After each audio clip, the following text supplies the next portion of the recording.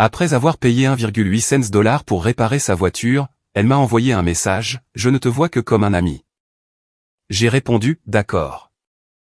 Ensuite, j'ai exigé qu'elle me rembourse, et je l'ai regardé péter les plombs. Salut, Reddit.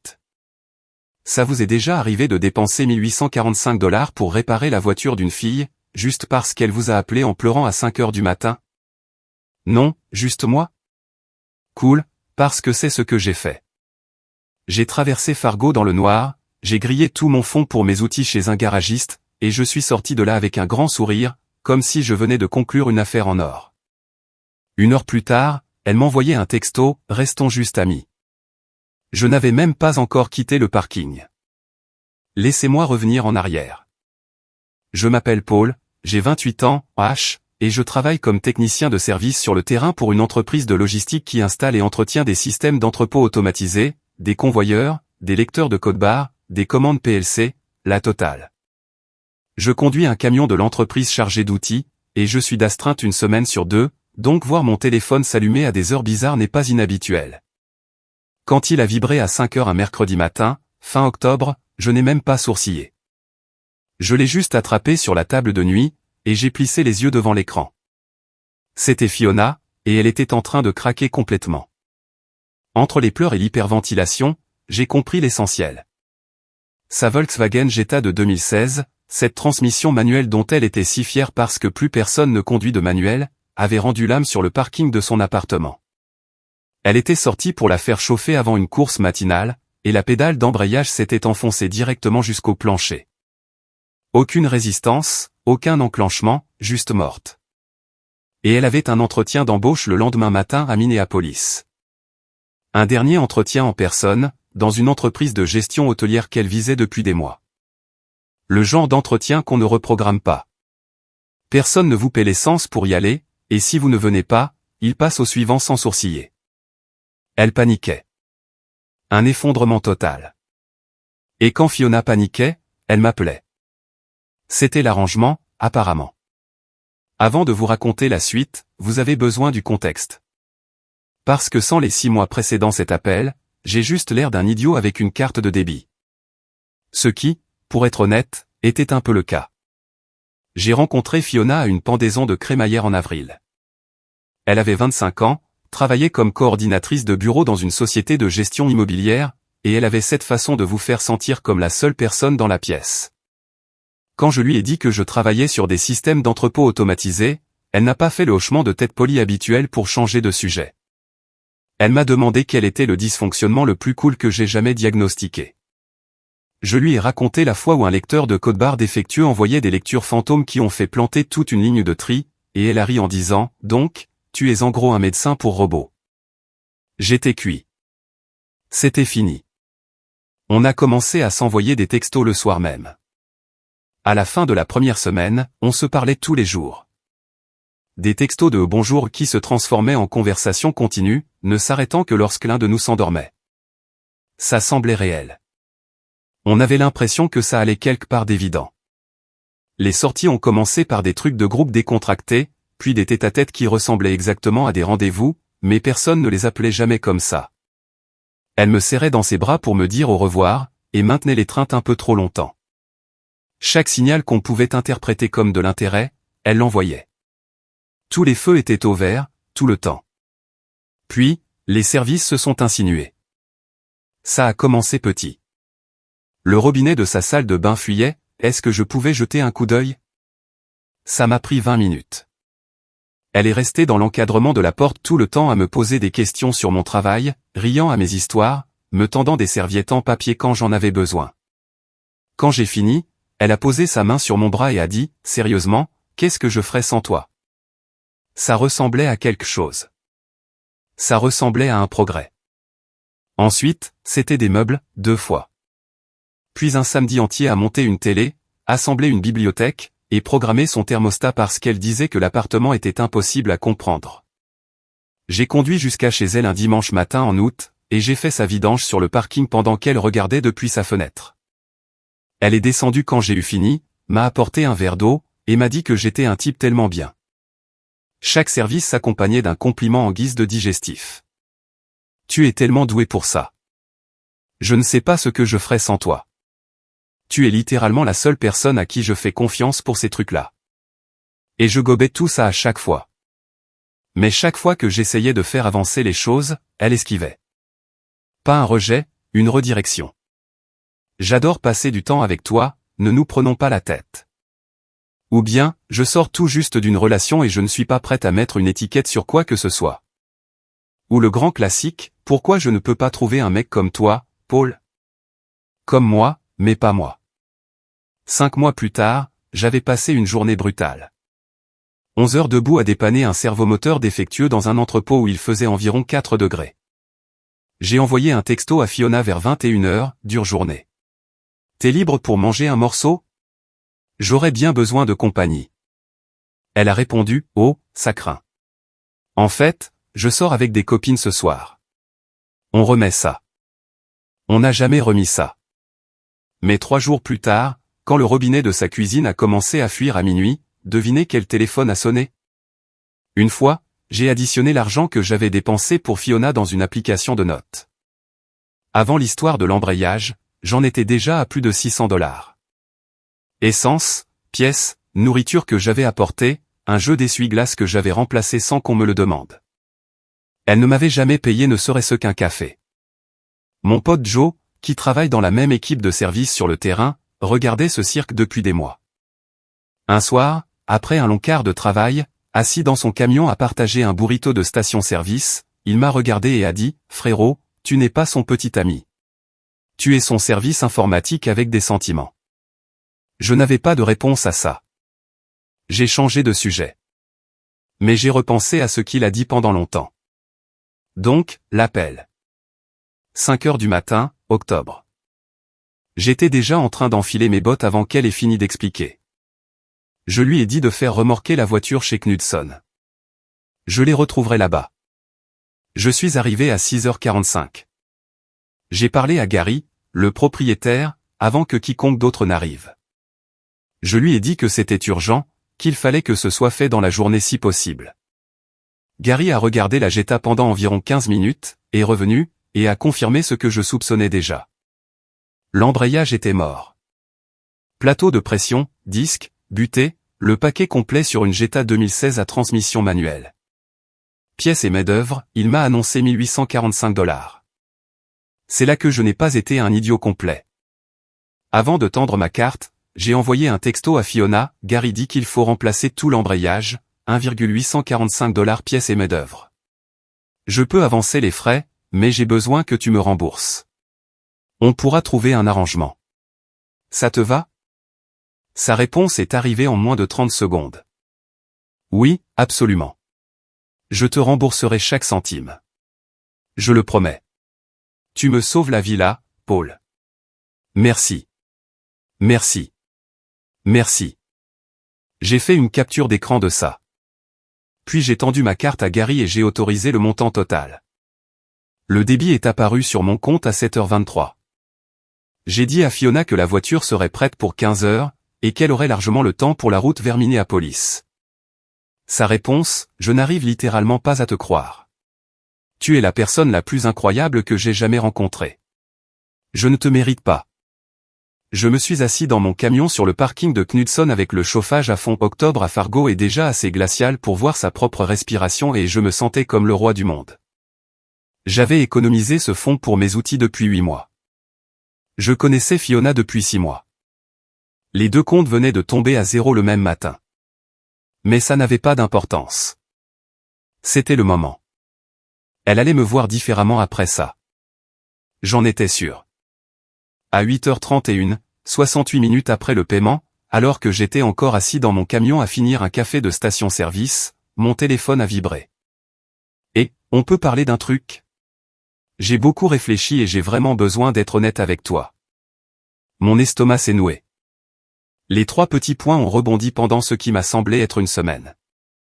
Tu es sincèrement l'une des meilleures personnes que je connaisse. Genre sérieusement, en haut de la liste, et je tiens tellement à toi, mais je pense qu'on fonctionne mieux comme amis. Je ne veux pas te donner de faux espoirs ou rendre les choses bizarres. Notre amitié compte trop pour moi. Je l'ai lu 3 fois. J'ai regardé la notification du débit bancaire toujours sur mon écran. 68 minutes. J'avais passé plus de temps à attendre le devis de Gary qu'elle n'en avait passé entre tu me sauves la vie et restons juste amis. Elle avait probablement rédigé ce message avant même que je passe ma carte. Elle attendait juste que le paiement passe avant d'appuyer sur envoyer. Le vieux Paul aurait tapé un roman. Il aurait étalé chaque signal, chaque appel tardif. Chaque fois qu'elle s'appuyait contre moi et me faisait sentir que j'étais plus qu'un mec avec un camion et une sacoche à outils. Au lieu de ça, j'ai tapé « J'apprécie ta franchise. Bonne chance pour l'entretien demain. » J'ai appuyé sur envoyer, j'ai mis ces notifications en sourdine, et je suis resté assis sur ce parking pendant encore 10 minutes, à fixer les cristaux de glace qui se formaient sur mon pare-brise. Fiona a récupéré la voiture cet après-midi-là.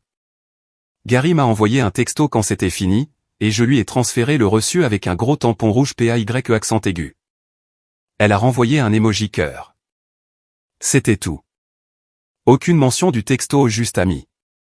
Aucune mention de l'argent. Juste un emoji cœur pour un service à 1,845 $. Elle voulait un ami. Cool. Elle allait découvrir à quoi ressemble l'amitié quand l'ami cesse d'être utile. J'ai pris mes distances, brutalement. Réponse en un mot.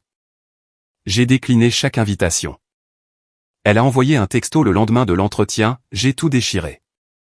Ils ont pratiquement dit que j'étais leur meilleure candidate. Je te dois tout ça.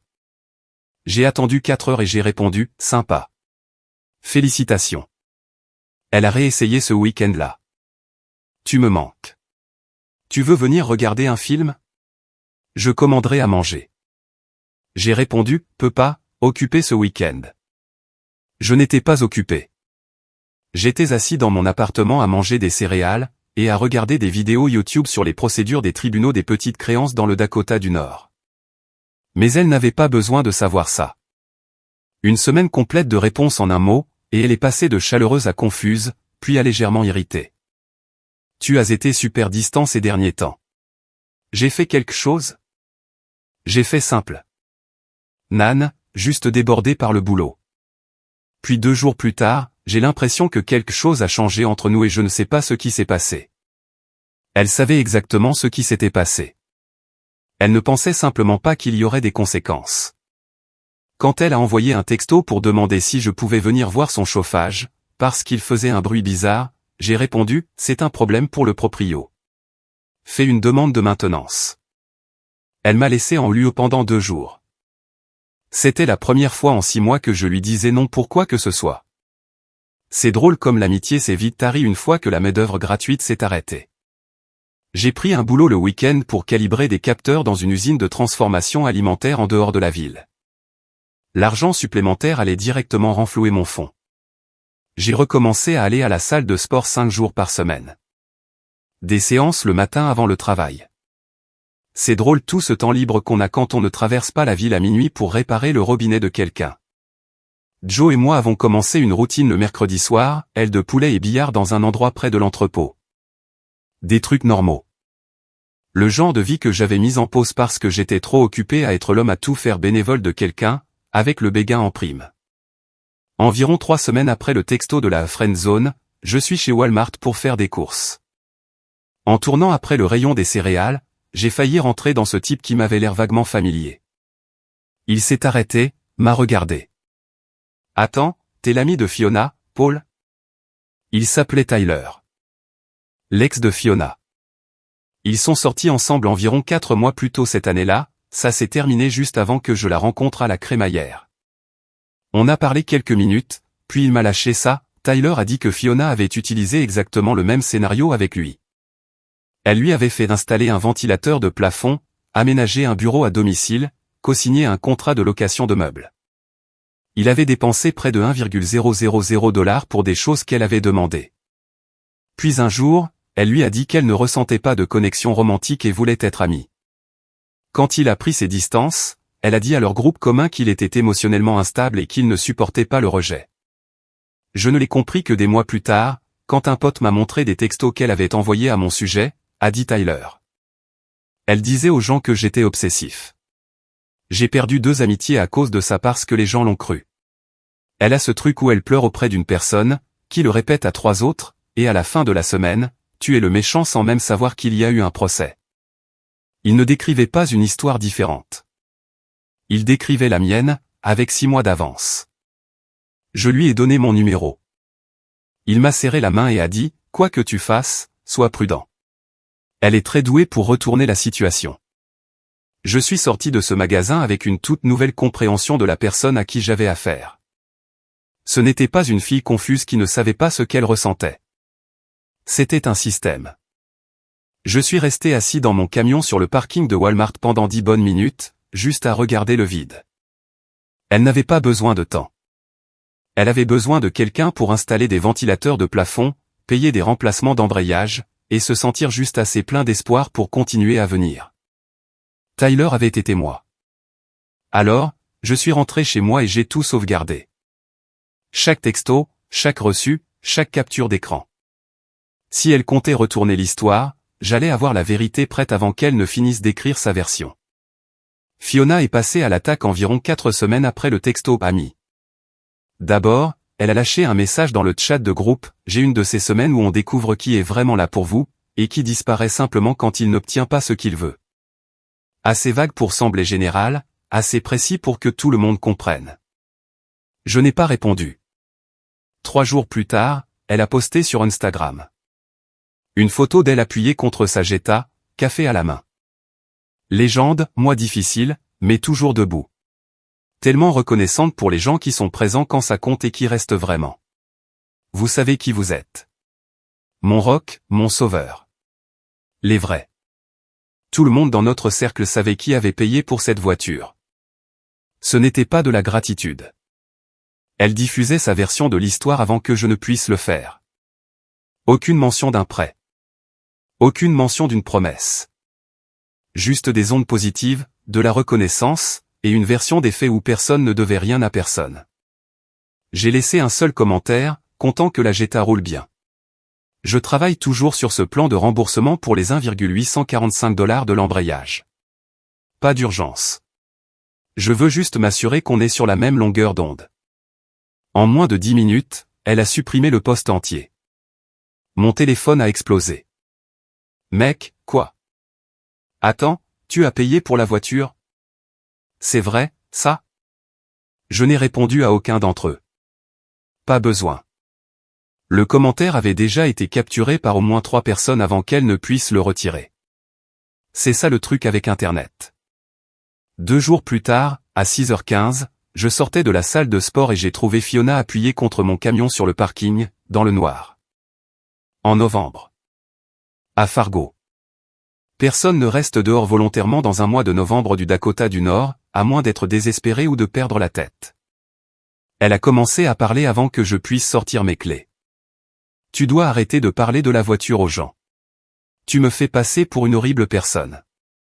Je lui ai dit que je l'avais mentionné une fois sur un post où elle s'attribuait essentiellement le mérite d'avoir fait réparer la voiture. Elle a tenté l'angle, j'étais juste reconnaissante. Je lui ai dit qu'elle l'avait rendu public en premier et que j'avais juste ajouté du contexte. Ensuite, elle a pivoté pour dire qu'elle ne me rembourserait pas pour quelque chose que j'avais proposé de faire bénévolement. Je me suis appuyé contre la benne du camion. J'ai un texto où tu as dit littéralement mot pour mot, je te rembourserai chaque centime, je le promets. Tu veux que je le lise à voix haute? Son visage a changé. Elle s'est approchée. Tu as fait ça parce que tu essayais d'acheter ta place dans une relation, et je ne vais pas être puni parce que tu as développé des sentiments. Fiona, je t'ai envoyé le coup par texto. Tu as accepté. C'est un prêt. Tes sentiments à propos de mes sentiments ne changent pas l'arithmétique. Elle a complètement laissé tomber l'acte de la fille triste. Si tu continues à pousser, je vais raconter aux gens des choses sur toi qui vont te rendre la vie vraiment difficile. Je suis sérieuse, Paul. J'ai ouvert la portière de mon camion, je suis monté, j'ai démarré le moteur, et j'ai baissé la vitre juste assez. Assure-toi qu'elle soit vraie, parce que je garde des traces de tout, y compris de cette conversation. Je suis parti en la regardant devenir plus petite dans le rétroviseur, les mains dans les poches. Debout sur un parking de salle de sport à 6h20 du matin parce qu'elle pensait qu'une menace en face à face me ferait plier. Mauvais gars. Elle a attaqué fort après ça. Le premier coup était chirurgical. Elle avait pris mon texto sur le coup et le besoin de remboursement, et l'avait recadré. Elle avait entièrement supprimé sa réponse. La partie oui, absolument. Je te rembourserai chaque centime, je le promets, avait disparu, coupé net. Ce qui restait me faisait passer pour un mec qui a payé sans qu'on lui demande, et qui a ensuite commencé à faire des demandes financières. Elle l'a fait circuler auprès d'au moins 4 personnes de notre cercle, Kazé, Kelsey, une fille nommée Maddy qui était amie avec Fiona depuis des années, et au moins une autre personne que je ne connaissais pas. Mon pote Kazé m'a envoyé un texto en premier. Yo, mec. Fiona m'a montré des messages, et honnêtement, ça a l'air plutôt mauvais. Elle a dit que tu lui mets la pression avec cette histoire de voiture et que tu la menaces pour de l'argent. Je lui ai demandé de m'envoyer exactement ce qu'elle lui avait montré. Il a fait une capture d'écran et me l'a envoyé. La version recadrée. Elle n'avait pas seulement omis sa réponse. Elle l'avait coupée là où sa bulle de texte commençait. J'ai envoyé à Kazé la capture d'écran complète et non éditée, sans un seul mot de commentaire, juste l'image. Sa réponse est arrivée 2 minutes plus tard. Ah, waouh. Ce n'est pas ce qu'elle m'a montré. Donc elle montre cette version aux gens. J'appelle Kelsey tout de suite. Le temps que ça atteigne la périphérie de notre groupe d'amis, la version qui circulait était que j'avais payé pour la voiture sans qu'on me le demande, et que j'exigeais de l'argent parce que Fiona ne voulait pas sortir avec moi. Voilà jusqu'où une capture d'écran recadrée peut voyager en 72 heures quand quelqu'un sait comment viser. Kazé a réussi à corriger les gens qu'il a touchés directement. Il a transféré la capture d'écran complète à Kelsey et à 3 autres personnes le soir même. Mais les dégâts se propageaient déjà plus vite que Kazé ne pouvait les rattraper. Kelsey avait déjà transmis la version au pôle et bizarre avec l'argent à des gens que Kazé ne connaissait même pas. Le mensonge de la capture recadrée est mort rapidement auprès de tous ceux qui ont vu la version complète, mais le récit plus large que Fiona poussait avait encore de l'élan dans le cercle élargi. Le premier round était un match nul, et Fiona n'avait pas fini. Loin de là. Ensuite, elle a appelé Gary chez Knudson, lui a dit que la réparation n'était pas autorisée, et qu'elle voulait que le débit soit annulé. Elle a dit que j'avais payé sans sa permission. On n'appelle pas un garage avec une histoire répétée sur des paiements non autorisés sans y avoir bien réfléchi. Gary n'a pas marché. Il m'a dit qu'elle était devenue agressive quand il a refusé de coopérer, et qu'elle avait mentionné des options juridiques, ce qui a fait rire Gary. Je fais ça depuis 22 ans, a-t-il dit. Je sais reconnaître une arnaque à l'odeur. Voici ce que je n'ai réalisé que plus tard. Fiona connaissait mes routines. Chacune d'entre elles. Elle savait dans quelle salle de sport j'allais, à quelle heure, elle était au courant pour les ailes de poulet du mercredi, et même mes chantiers grâce à des connaissances communes. Je pensais que ces rencontres étaient le fruit du hasard. Ce n'était pas le cas. Mercredi soir, aile de poulet et billard avec Joe à notre endroit habituel. Au milieu d'une conversation, la porte d'entrée s'est ouverte, et Fiona est entrée avec 2 filles que je n'avais jamais vues. Elle a scanné la salle, a croisé mon regard, l'a soutenu pendant 3 bonnes secondes, puis a dirigé son groupe vers une table à environ 4 mètres de la nôtre, s'est assise face à moi directement, et a commencé à parler. Pas en chuchotant, en projetant sa voix. Comme on le fait quand on veut être entendu. Elle leur parlait d'un type avec qui elle avait affaire, comment il était obsédé par elle, comment il avait payé sa voiture pour essayer de l'acheter, et maintenant il la harcelait pour de l'argent. Elle n'arrêtait pas de jeter des coups d'œil vers moi entre les détails, vérifiant, s'assurant que j'entendais chaque mot. De la pure comédie. L'une de ses amies s'est penchée et a dit, assez fort pour que ça porte, c'est vraiment effrayant, en fait. Tu as appelé la police? Et Fiona, sans perdre le rythme, assez fort pour que la table derrière nous se retourne littéralement, a dit, j'y pense honnêtement. Il apparaît dans des endroits où je suis et je ne me sens pas en sécurité. J'allais à cet endroit tous les mercredis depuis plus d'1 mois. Elle le savait. Elle avait choisi cet endroit ce soir-là exprès. Et la phrase « il apparaît dans des endroits » était un pur coup monté. Elle s'était pointée sur le parking de ma salle de sport il y a 2 semaines. Maintenant, elle était assise à mon spot habituel, racontant à des inconnus que c'était moi qui la suivais. Elle voulait que je réagisse. Que je hausse le ton. Que je lui tienne tête. Que je lui donne la scène qu'elle pourrait décrire à un flic plus tard. C'était ça. Un appât. Et tous les gars de ce subreddit qui ont déjà été faussement accusés de quoi que ce soit savent exactement pourquoi j'ai dû encaisser sans broncher. J'ai fait l'inverse. J'ai sorti mon téléphone, ouvert l'enregistreur vocal, appuyé sur enregistrer, je l'ai posé face visible sur la table entre Joe et moi, puis je me suis remis à manger mes ailes de poulet. Je ne l'ai pas regardé. Je n'ai pas dit un mot. J'ai juste laissé l'enregistreur tourner et je l'ai laissé s'enfoncer toute seule dans le trou qu'elle creusait. Elle l'a remarqué environ 2 minutes plus tard.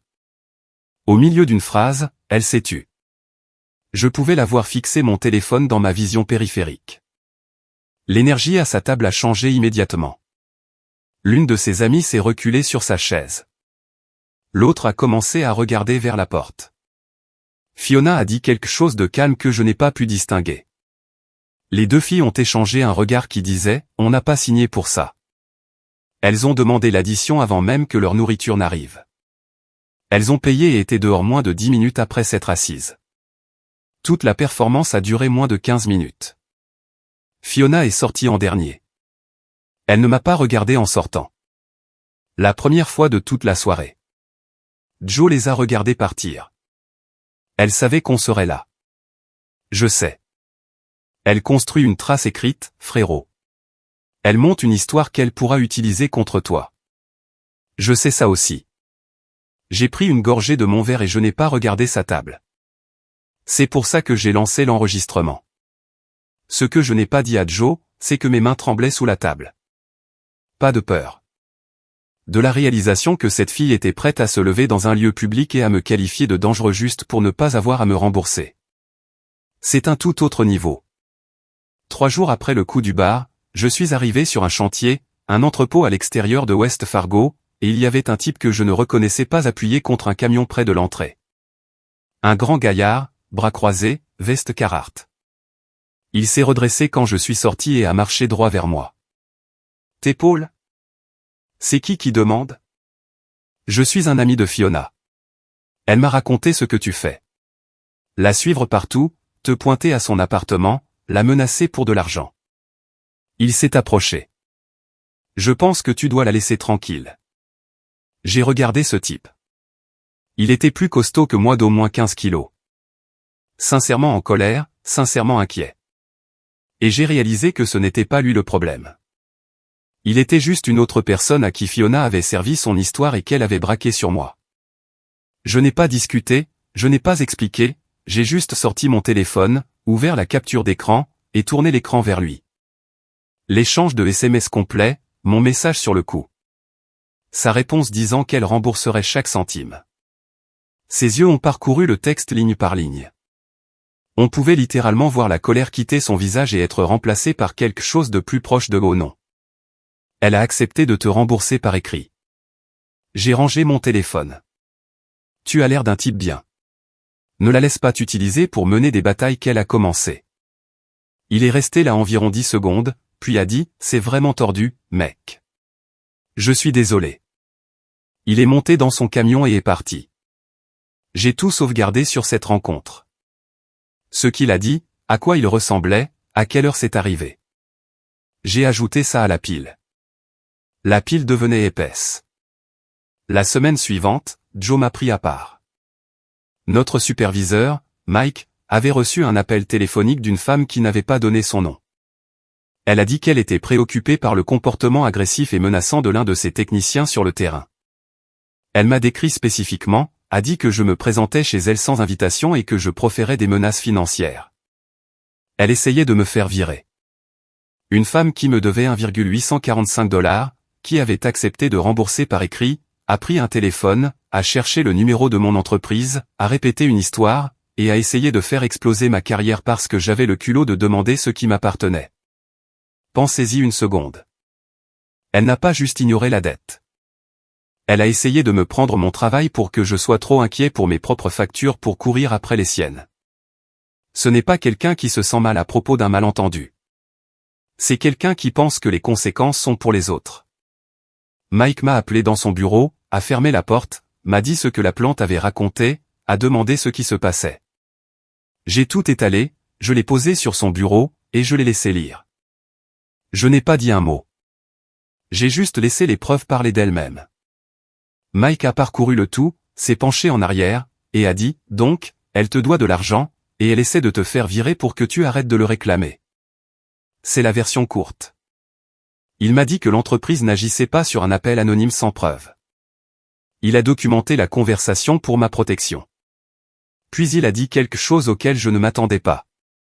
Paul, j'ai vu des gars venir ici avec des excuses. Toi, tu es venu avec un classeur. Les gens qui sont en tort ne font pas ça. T'es clean. Il m'a serré la main. Après des semaines où tout le monde me regardait de travers, voir mon propre patron regarder les preuves et me dire que j'étais clean. Mec, j'avais besoin de ça plus que je ne le réalisais. Ce soir-là, j'ai tout mis en ordre. Puis j'ai envoyé un texto à Tyler et j'ai demandé ses captures d'écran de Fiona utilisant le même stratagème sur lui. Il les a envoyées dans l'heure. Même langage, même cadrage, victimes différentes. Dimanche soir. Je me suis assis à ma table de cuisine, j'ai ouvert le chat de groupe, et j'ai tapé un seul message, juste des faits. Salut tout le monde, je sais qu'il y a des rumeurs qui circulent sur moi et Fiona, donc je veux mettre les choses au clair. En octobre, la voiture de Fiona est tombée en panne avant un entretien d'embauche. J'ai payé 1,8 cent 45 $ pour la réparation sous forme de prêt. Elle a accepté par écrit de me rembourser. Depuis, j'ai eu droit à des captures d'écran recadrées envoyées pour me faire mal voir, un inconnu envoyé pour me confronter à mon travail, un appel à mon employeur portant de fausses accusations, et une tentative d'annuler le paiement auprès du garage. Je gère ça par les voies appropriées. Je ne voulais juste pas que l'histoire continue d'être racontée sans les faits réels. J'ai joint l'échange de SMS complet et non édité, son accord bien visible. Puis j'ai mis le chat en sourdine et j'ai mis mon téléphone dans un tiroir. Joe m'a mis au courant le lendemain matin. Le chat est devenu nucléaire. Les gens qui croyaient tranquillement la version de Fiona ont soudainement eu l'image complète. Le détail de l'appel à l'employeur est ce qui a fait basculer tout le monde. Ça a franchi une ligne que même les indécis ne pouvaient ignorer. Casey est intervenu spontanément et a dit au groupe que les textos que Fiona montrait aux gens étaient recadrés. Kelsey, qui était l'une des personnes propageant la phrase « Paul est bizarre avec l'argent » avant que Casey ne la corrige, est restée silencieuse pendant environ 1 heure, puis a envoyé un texto à Joe. Je me sens vraiment mal là.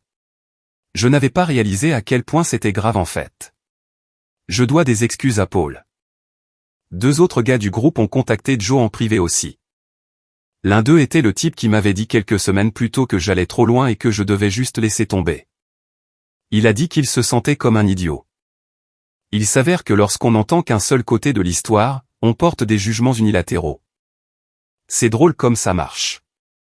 Fiona n'a pas répondu dans le chat. Pas un mot. Silence de mort. Quand quelqu'un a passé des semaines à parler et que soudain il n'a plus rien à dire dès que les reçus sortent, les gens remarquent. Vous n'avez pas besoin de traiter quelqu'un de menteur. Le silence le fait pour vous. Mais elle n'en avait pas fini avec moi en privé. Elle m'a envoyé un texto 20 minutes après mon post. Je n'arrive pas à croire que tu aies fait ça. Tu m'as humilié devant tout le monde. C'était censé rester entre nous. Je n'ai pas répondu. Tu sais que je traverse une période difficile en ce moment.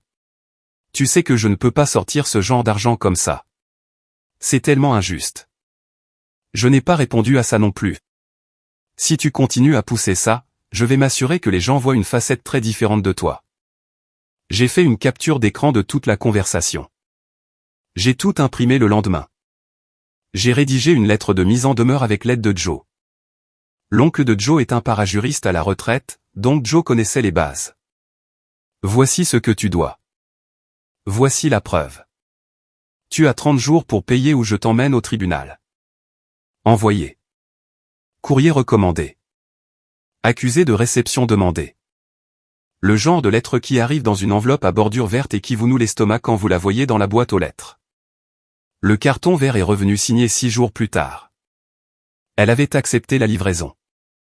Le compte à rebours a commencé. 2 semaines de silence.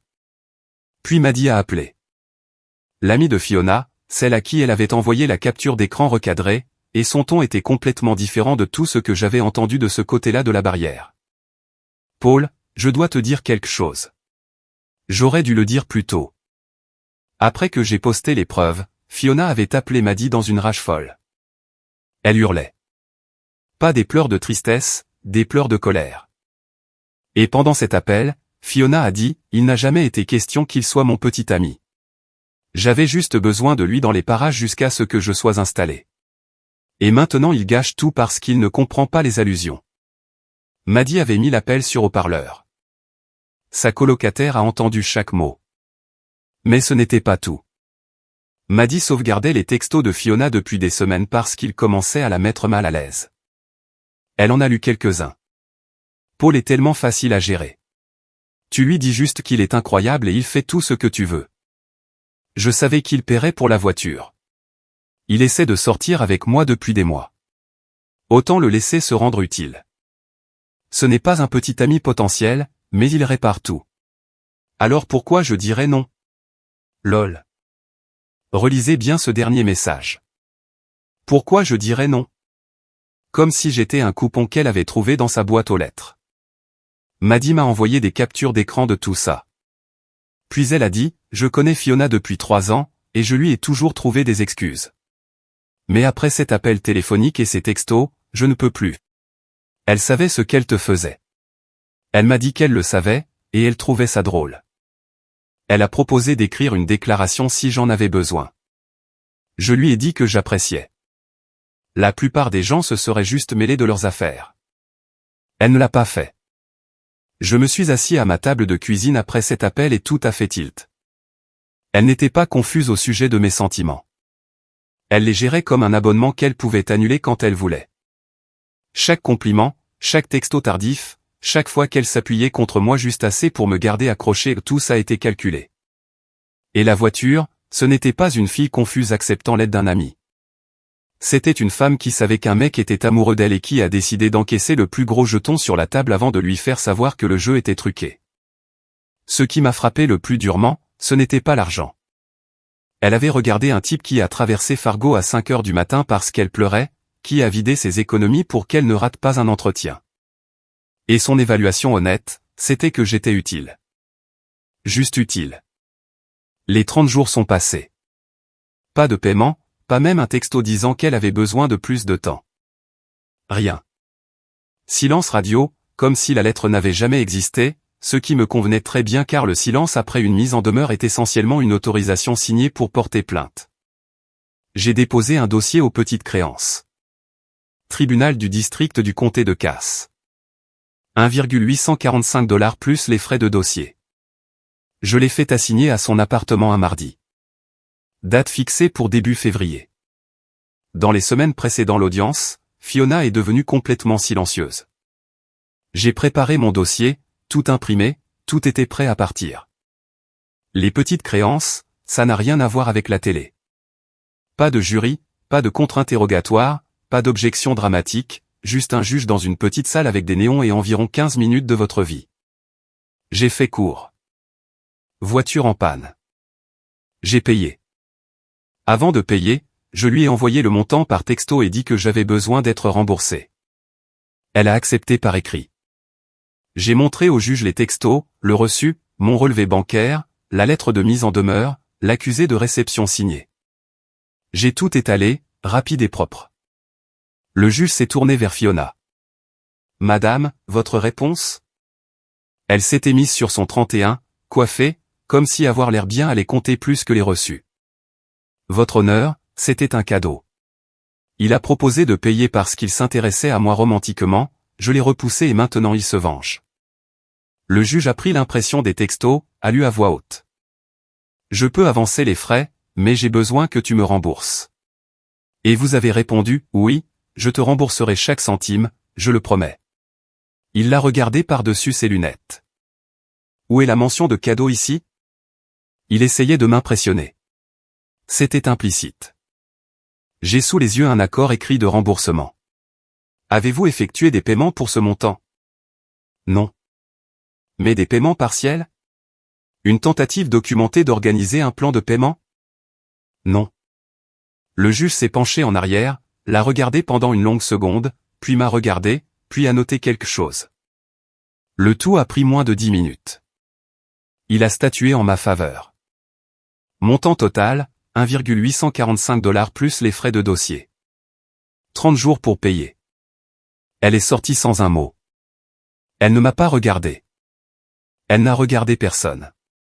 Elle a juste attrapé son manteau sur le dossier de la chaise et a foncé vers la porte comme si le bâtiment était en feu. Joe était sur un banc près de la porte. Alors? Montant total plus les frais de justice. Il m'a tapé sur l'épaule. Nous sommes sortis dans le froid de février. Le soleil était de sortie pour une fois, ce qui, dans un février à Fargo, ressemble à un signe de l'univers. Mon téléphone a vibré sur le chemin du camion. Fiona, j'espère que tu es content. Tu as gâché une amitié pour de l'argent. J'ai répondu, oui. 30 jours. Elle a payé. Pas à l'heure, mais elle a payé. 26 jours après le jugement. Virement bancaire. Montant total plus les frais. Pas de message. Pas d'excuses, juste l'argent apparaissant sur mon compte un matin au hasard alors que j'avais les bras dans un moteur de convoyeur. Je l'ai déposé, j'ai reconstitué le fonds pour les outils, j'ai gardé toutes les preuves jusqu'à ce que le jugement soit complètement effacé, puis j'ai supprimé son numéro, ses photos, et chaque fil de discussion. Une rupture nette. Aux dernières nouvelles, elle a obtenu le poste dans l'hôtellerie à Minneapolis et a déménagé là-bas. Nouvelle ville, nouvelle personne, nouveau départ. Tant mieux pour elle. J'espère qu'elle trouvera ce qu'elle cherche, et j'espère que celui auprès de qui elle le trouvera gardera ses reçus.